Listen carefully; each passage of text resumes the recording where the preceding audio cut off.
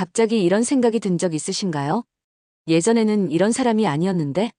나이가 들면서 사람이 변하는 건지 아니면 내가 예민해진 건지 헷갈릴 때가 있잖아요. 특히 집과 관련된 일들에서 그런 경험 많이 하실 텐데요. 최근 몇 년 사이에 혼자 사시는 분들 사이에서 공통적으로 나타나는 현상이 하나 있습니다. 바로 집 스트레스라고 부르는 건데요. 이게 뭐냐면 집에서 받는 스트레스가 밖에서 받는 스트레스보다 더 크다는 거예요. 어떻게 그런 일이 생기는 걸까요? 집은 원래 가장 편안한 공간이어야 하는데 말이죠. 이 문제를 이해하려면 먼저 요즘 시대의 특별한 상황을 봐야 합니다. 과거에는 대가족이 함께 살았어요. 그래서 집에 누가 와도 여러 명이 함께 대응했죠. 할머니, 할아버지, 부모님, 자녀들이 모두 있으니까 자연스럽게 역할 분담도 되고 부담도 나뉘었어요. 하지만 지금은 다릅니다. 혼자 살거나 노부부만 사는 집이 대부분이에요. 그러다 보니 예전에는 경험해보지 못한 새로운 상황들이 벌어지는 거죠. 예를 들어 혼자 사는 집에 누군가 방문하면 어떻게 될까요? 모든 관심이 그 한 사람에게 집중됩니다. 대화 상대도 한 명, 관찰 대상도 한 명이에요. 이런 상황에서는 평소보다 훨씬 더 많은 정보가 노출될 수밖에 없어요. 또한 혼자 사는 사람들의 생활 패턴을 궁금해하는 사람들도 늘어났습니다. 혼자 살면서 뭘 하며 지낼까? 외롭지는 않을까? 돈 관리는 어떻게 할까? 이런 호기심이 때로는 선을 넘는 관심으로 발전하기도 해요. 실제로 이런 일들이 벌어지고 있습니다. 한 연구에 따르면 1인 가구가 늘어나면서 이웃 간의 관계도 복잡해졌다고 해요. 예전에는 이웃사촌이라는 말처럼 서로 도우며 살았는데 요즘에는 도움과 간섭의 경계가 모호해진 거죠.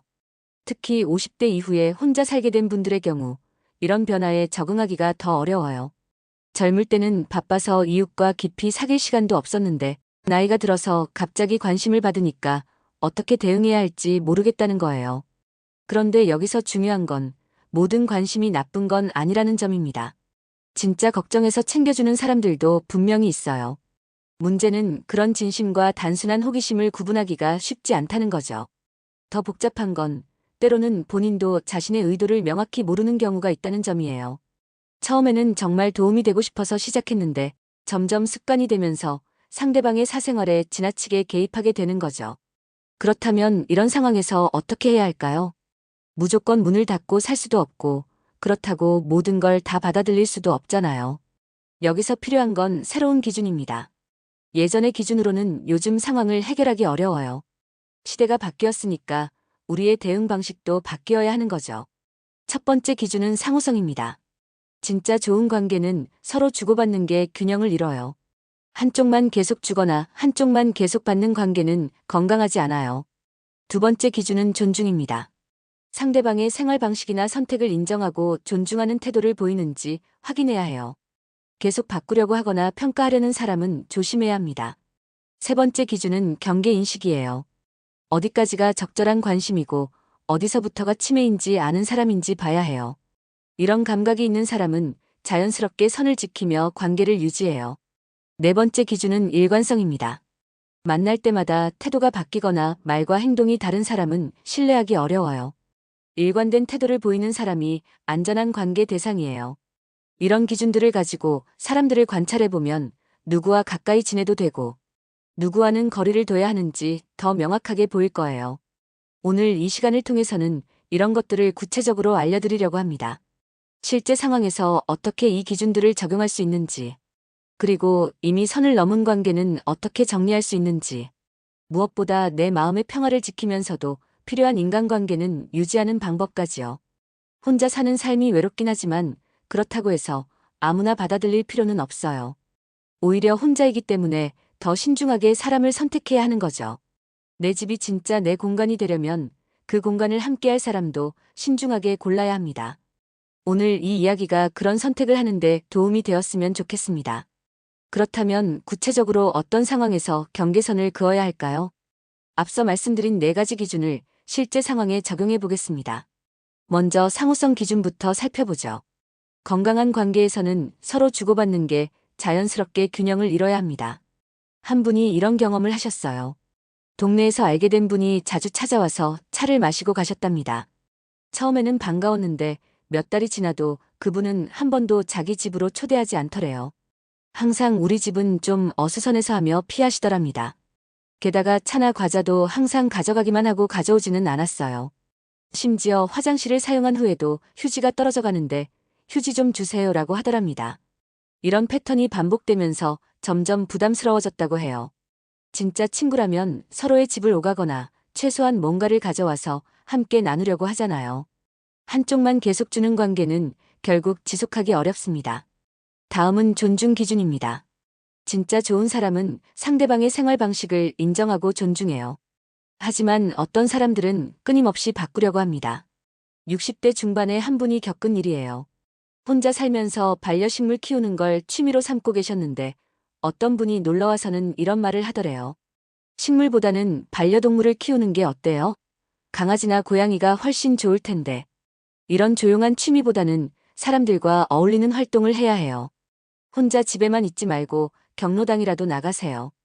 그분은 본인 나름대로 조언을 해주는 거라고 생각했겠지만 듣는 입장에서는 기분이 좋지 않았답니다. 자신이 선택한 생활 방식이 틀렸다고 지적받는 기분이었거든요. 진짜 배려하는 사람이라면 식물 키우는 거 좋네요. 어떤 식물을 키우세요? 라고 관심을 보이거나 아니면 아예 언급하지 않을 거예요. 상대방의 선택을 바꾸려고 하는 사람은 결국 자기 기준을 강요하는 거죠. 세 번째 기준인 경계 인식을 보겠습니다. 선을 아는 사람과 모르는 사람의 차이는 행동에서 확실히 드러나요. 61살 되신 분이 경험한 일입니다. 새로 이사 온 동네에서 인근 상가 사장님과 인사를 나누게 됐어요. 가끔 마트에서 장을 보면서 안부를 묻고 지내던 사이였죠. 그런데 어느 날부터 그 사장님이 개인적인 질문을 하기 시작했답니다. 아드님은 뭐 하세요? 딸은 몇 명이에요? 혼자 사시는데 연금은 얼마나 나와요? 이 동네 집값이 많이 올랐는데 언제 사셨어요? 처음에는 관심 있어 하는 줄 알고 대답했는데 점점 질문이 구체적이고 사적이 되더래요. 급기야는 우리 가게에서 반찬도 팔거든요. 혼자 드실 거 포장해 드릴까요? 카드로 결제하시면 할부도 돼요라고 하더랍니다. 그제야 깨달았어요. 처음부터 고객 정보를 파악해서 장사에 활용하려던 거였다는 걸요. 경계를 아는 사람이라면 상가 사장과 고객 사이에 적절한 거리를 유지했을 거예요.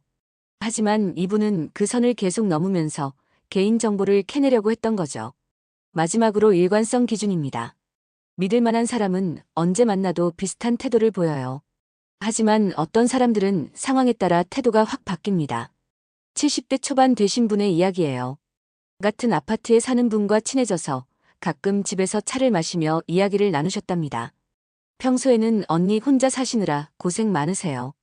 제가 도와드릴 일 있으면 언제든 말씀하세요라고 하더래요. 그런데 며칠 뒤 복도에서 만났을 때는 인사도 대충 하고 지나가더랍니다. 또 어떤 때는 엘리베이터에서 만나면 다른 이웃들 앞에서 2층에 혼자 사시는 분이에요라고 소개하면서 마치 불쌍한 사람처럼 말하더래요. 1대1로 만날 때와 다른 사람들 앞에서의 태도가 완전히 달랐던 거죠. 이런 사람은 진심으로 관계를 맺으려는 게 아니라 상황에 따라 이용하려는 의도가 있을 가능성이 높아요. 그럼 이제 이런 기준들을 바탕으로 실제 상황에서 어떻게 대처해야 하는지 알아보겠습니다. 가장 중요한 건 초기 대응이에요. 처음부터 명확한 선을 그어놓는 게 나중에 문제를 줄이는 방법입니다. 예를 들어 처음 만난 사람이 개인적인 질문을 할 때는 이렇게 대답할 수 있어요. 저는 개인적인 얘기는 잘 안 해요. 대신 요즘 날씨 참 좋네요. 이렇게 하면 상대방도 어떤 선까지는 괜찮고 어떤 선부터는 안 되는지 알게 돼요. 만약 이런 신호를 무시하고 계속 개인적인 질문을 한다면 그 사람은 경계를 모르는 사람이라고 판단할 수 있습니다. 두 번째는 점진적 거리두기 방법이에요. 갑자기 관계를 끊으면 오해가 생길 수 있으니까 천천히 거리를 넓혀가는 거죠. 예를 들어 매주 만나던 사람이라면 2주에 한 번으로 줄이고 나중에는 한 달에 한 번으로 줄여가는 방식이에요. 그러면서 만나는 장소도 집보다는 밖에서 만나도록 바꿔가는 거죠. 요즘 집 정리하느라 바빠서 밖에서 커피나 한잔 할까요? 이런 식으로 자연스럽게 집 초대 빈도를 줄일 수 있어요. 세 번째는 명확한 의사 표현 방법입니다. 때로는 돌려 말하지 말고 분명하게 얘기해야 할 때가 있어요. 죄송하지만 저는 집에 사람 초대하는 걸 별로 안 좋아해요. 개인적인 얘기는 하지 않는 편이에요. 혼자 있는 시간이 필요해서요. 이런 식으로 명확하게 말하면 대부분의 사람들은 이해하고 물러서요. 만약 이런 말에도 계속 부담을 준다면 그 사람과는 아예 관계를 정리하는 게 나을 수도 있어요. 네 번째는 대안 제시 방법이에요. 무조건 거절만 하면 관계가 끝날 수 있으니까 다른 방법을 제안하는 거죠. 집에서 만나기보다는 동네 카페에서 만나는 게 어떨까요? 한 달에 한 번 정도 만나는 게 좋겠어요. 저는 조용한 성격이라 많은 사람들과 어울리기보다는 소수와 깊이 있게 만나는 걸 좋아해요. 이렇게 하면 상대방도 내 성향을 이해하고 그에 맞춰 관계를 조정할 수 있어요. 마지막으로 가장 중요한 건 내 마음의 신호를 놓치지 않는 거예요. 만나고 나서 기분이 좋지 않거나 스트레스를 받거나 피곤하다면 그게 바로 신호입니다. 좋은 사람과 시간을 보내고 나면 마음이 따뜻해지고 기분이 좋아져야 정상이거든요. 반대 현상이 일어난다면 그 관계에 문제가 있다는 뜻이에요. 혼자 사는 삶에서 인간관계는 선택의 문제입니다. 가족이 아닌 이상 누구와 어떻게 지낼지는 전적으로 내가 정할 수 있어요. 그 선택권을 제대로 행사하는 게 지혜로운 삶의 방식입니다. 이제 우리가 어떤 기준으로 사람을 판단하고 어떻게 대응해야 하는지 알아봤습니다. 하지만 여기서 한 가지 더 중요한 이야기를 해야겠어요. 바로 우리 자신의 마음가짐에 대한 이야기입니다. 많은 분들이 이런 고민을 하세요. 이렇게 까다롭게 굴면 정말 외로워지는 건 아닐까? 사람들이 나를 이기적이라고 생각하지 않을까? 이런 걱정 때문에 불편한 관계를 계속 유지하는 분들이 많아요. 하지만 여기서 분명히 해야 할 게 있습니다. 경계를 설정하는 것과 이기적인 것은 완전히 다른 개념이에요. 경계 설정은 나를 보호하면서 동시에 상대방도 존중하는 방법입니다. 명확한 기준이 있어야 서로에게 상처를 주지 않고 건강한 관계를 유지할 수 있거든요. 실제로 이런 변화를 경험한 분들의 이야기를 들어보면 흥미로운 공통점이 있어요. 70대 되신 한 분이 말씀하시더군요. 처음에는 사람들과 거리를 두니까 외로울 줄 알았는데 오히려 마음이 편해졌어요. 진짜 소중한 사람들과의 관계는 더 깊어졌고 스트레스는 확실히 줄어들었어요. 무엇보다 내 집에서 내가 주인이라는 느낌을 되찾게 됐어요. 또 다른 분은 이렇게 말씀하셨어요. 예전에는 누군가 올까봐 집에서도 항상 긴장하고 있었는데 이제는 정말 편하네요. 혼자 있는 시간이 이렇게 소중한 줄 몰랐어요. 친구들도 이제는 미리 약속을 잡고 만나니까 서로 더 배려하게 되더라고요. 이런 변화들을 보면 알 수 있듯이 적절한 경계 설정은 삶의 질을 크게 향상시킵니다. 특히 나이가 들수록 시간과 에너지가 더 소중해지잖아요. 그런 귀한 자원을 정말 가치 있는 곳에 사용하는 게 현명한 선택이에요. 그렇다면 이제부터 구체적으로 어떻게 실천할 수 있을까요? 단계별로 접근해 보겠습니다. 먼저 현재 상황을 점검해 보세요.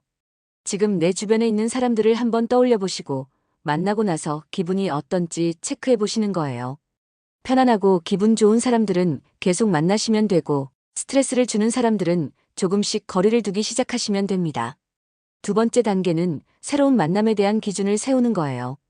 앞으로 새로 알게 되는 사람들에게는 처음부터 적절한 선을 그어두는 겁니다.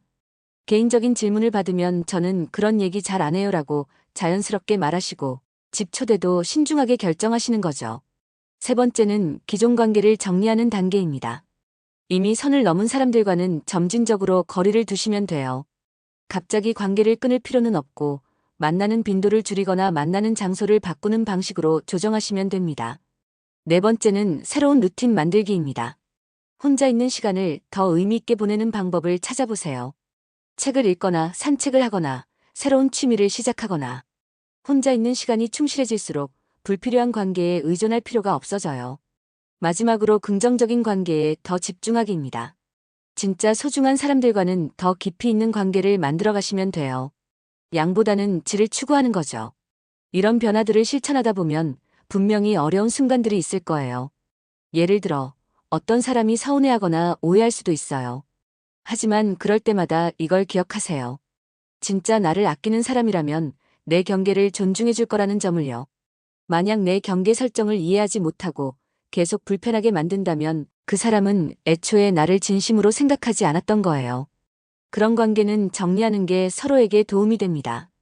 또 하나 중요한 건 이런 변화가 하루아침에 이뤄지지 않는다는 점이에요. 오랫동안 형성된 관계 패턴을 바꾸는 건 시간이 걸리는 일입니다. 처음에는 어색하고 어려울 수도 있어요. 하지만 조금씩 실천하다 보면 자연스러워지고 나중에는 왜 진작 이렇게 하지 않았나 싶을 거예요. 변화 과정에서 가장 중요한 건 자기 자신에 대한 믿음입니다. 내가 경계를 설정하는 게 옳다는 확신을 가지시는 거예요. 나이가 들수록 우리는 더 현명해져야 하고 그 현명함 중 하나가 바로 관계를 선택하는 능력입니다. 젊을 때는 모든 사람과 잘 지내려고 노력했다면 이제는 진짜 가치 있는 관계에만 에너지를 투자하는 거죠. 이건 이기적인 게 아니라 성숙한 어른의 태도예요. 마지막으로 이것만은 꼭 기억하세요. 혼자 있는 시간이 외로운 시간이 아니라 나만의 소중한 시간이라는 점을요. 내 집이 진짜 내 공간이 되려면 그 공간에서의 평화를 지키는 게 가장 중요합니다. 누군가와 함께하는 시간도 소중하지만 나 자신과 함께하는 시간은 더 소중해요. 그 시간 속에서 내가 누구인지, 무엇을 원하는지, 어떻게 살고 싶은지를 명확히 알 수 있거든요. 앞으로는 이런 기준으로 살아보세요. 내 마음이 편안한 사람들과만 시간을 보내고, 내 공간은 정말 신뢰할 수 있는 사람들에게만 열어주고, 나의 이야기는 진심으로 들어줄 사람에게만 들려주는 거예요. 그렇게 하다 보면 관계의 질이 확실히 달라질 거예요. 양은 줄어들 수 있지만 질은 훨씬 좋아질 겁니다. 그리고 무엇보다 내 마음이 편안해질 거예요. 오늘 이 이야기가 여러분의 삶에 작은 변화를 가져다 주었으면 좋겠습니다. 더 이상 억지로 참거나 눈치 보지 마시고 당당하게 자신의 기준을 세우고 지켜나가시길 바랍니다. 그것이 진정한 어른의 삶이고 현명한 삶의 방식입니다. 여러분의 집이 정말 편안한 안식처가 되기를 진심으로 바라며 오늘 이야기를 마칩니다. 오늘 이 이야기가 도움이 되셨다면 좋아요 버튼을 눌러주세요. 여러분의 작은 관심이 더 좋은 내용을 만들어가는 큰 힘이 됩니다. 그리고 구독 버튼도 꼭 눌러주시길 바랄게요. 앞으로도 실생활에 도움이 되는 이야기들을 계속 들려드리고 싶거든요. 무엇보다 댓글로 여러분의 경험을 나눠주세요. 비슷한 고민을 하는 다른 분들에게 큰 도움이 될 거예요. 혼자가 아니라는 걸 느끼게 해주는 따뜻한 댓글 하나하나가 누군가에게는 큰 위로가 됩니다. 다음에 또 좋은 이야기로 찾아뵙겠습니다. 오늘도 건강하고 평안한 하루 보내세요.